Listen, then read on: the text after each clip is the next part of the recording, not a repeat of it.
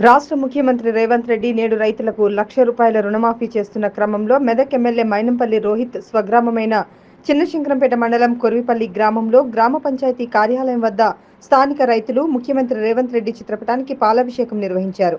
అనంతరం రైతులు మాట్లాడుతూ కాంగ్రెస్ ప్రభుత్వం పేదల ప్రభుత్వమని, పేదల కోసం ఎన్నో సంక్షేమ పథకాలు ప్రవేశపెట్టి పేదలను ఆదుకుంటున్నటువంటి ప్రభుత్వం కాంగ్రెస్ ప్రభుత్వమని వారన్నారు. ఎన్నికల సమయంలో ఇచ్చిన హామీలన్నింటినీ కూడా ఒక్కొక్కటిగా నెరవేరుస్తూ పేదలకు కాంగ్రెస్ ప్రభుత్వం అండగా ఉంటుందని వారు తెలిపారు.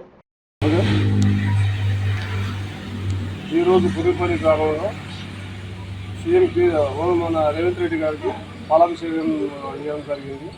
ఎందుకంటే రైతులకు రుణమాఫీ 2 లక్షల రుణమాఫీ చేస్తున్న కారణంగా మేము ఈరోజు పురిపల్లి గ్రామంలో చెందినటువంటి కాంగ్రెస్ నాయకులు అందరం కలిసి పాలాభిషేకం చేయడం జరిగింది.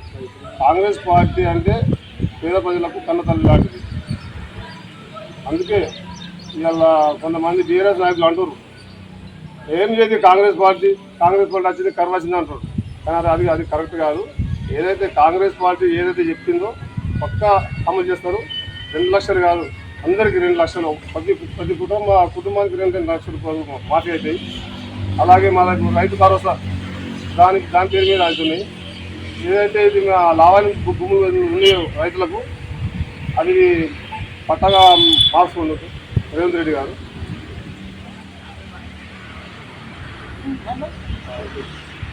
అలాగే